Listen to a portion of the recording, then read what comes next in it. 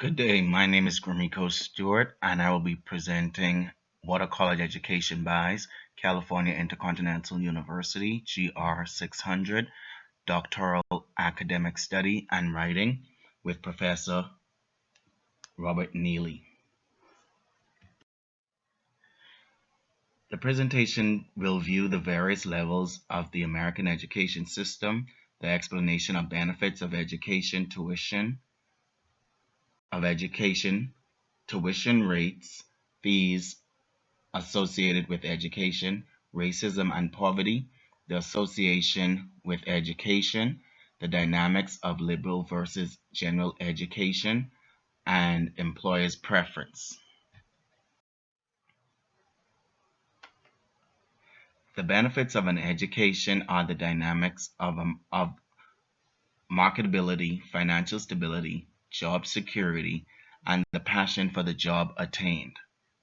Furthermore, personal and professional networking and the foundation attaining future assets to reach life's goals.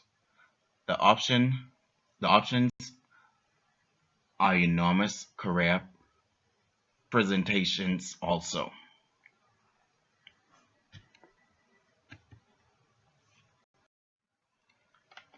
In this slide, you will notice the tuition rates and fees that are on the rise. An education with an average institution leaves many graduates in a lifetime of debt that will never be paid off. These loans are in alignment with one purchasing a home in order to have a successful career. If you look at this particular table, you'll see that we have the various institutions from public 2-year in-district tuition and fees, public 4-year in-state tuition and fees, public 4-year out-of-state tuition and fees, and then private, nonprofit 4-year tuition and fees. It is coming extremely high now to attend a college, even if it's in the average sector, in order to be able to attain a job that you will be successful and be able to have that financial stability. The federal No Child Left Behind Act requires that not only a certain percentage of all students at a school attain grade level proficiency in reading and math every year, but also that significant racial, ethnic, socioeconomic, and other subgroups of students achieve those proficiency targets as well. The eventual goal is to have 100% of students reaching grade level proficiency in reading and math by the year 2013 and 14. So this is previous data, or not previous data, but this was a previous initiative.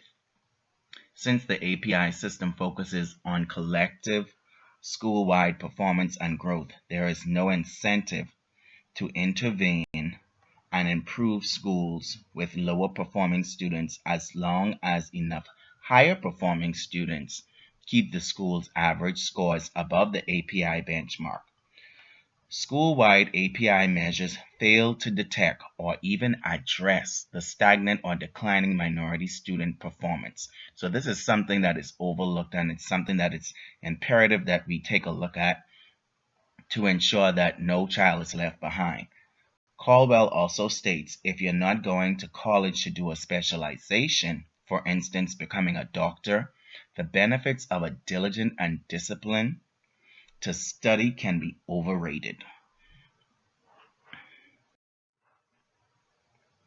In this particular slide, the dynamics of liberal versus general education, we see that an approach of learning that empowers individuals and prepares them to deal with the complexity, diversity, and change. It provides students with broad knowledge of the wider world. For example, science, culture, and society, as well as an in-depth study in a specific area of interest. A liberal education helps students to develop a sense of social responsibility, as well as a strong and transferable intellectual and practical skills.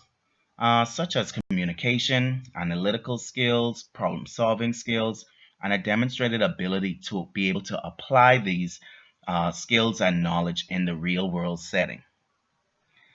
The part of the liberal education curriculum that is shared by many students provides broad learning in liberal arts and science disciplines and forms the basis for the development of important intellectual, civic, and practical capacities.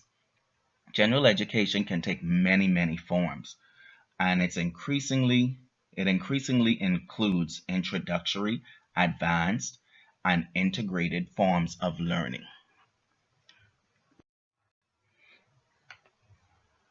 In this slide depicts the employee's preference.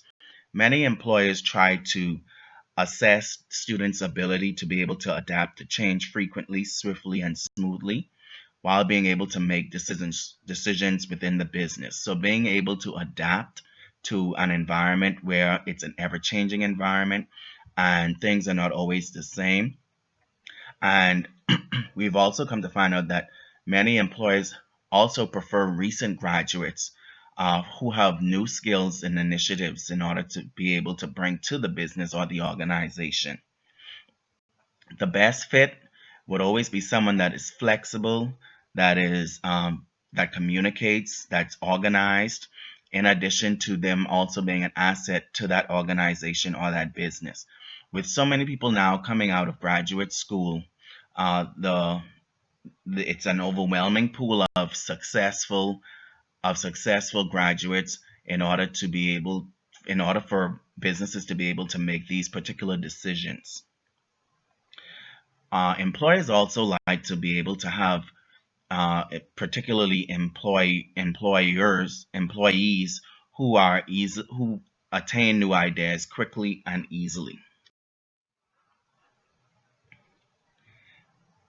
In conclusion, I feel that it's a personal obligation or belief if one wants to pursue education or a higher standard of education. It's a personal decision because many people don't have the opportunity and many people don't want to go into that particular depth if they don't have a scholarship, for instance, for athletics or for for a particular area such as sciences, or because they don't want to put themselves in that particular debt. An individual should always have the right and the opportunity to explore that decision and to come to the realization that obligation is personal, professional, and financial. This slide shows my references, and I thank you for your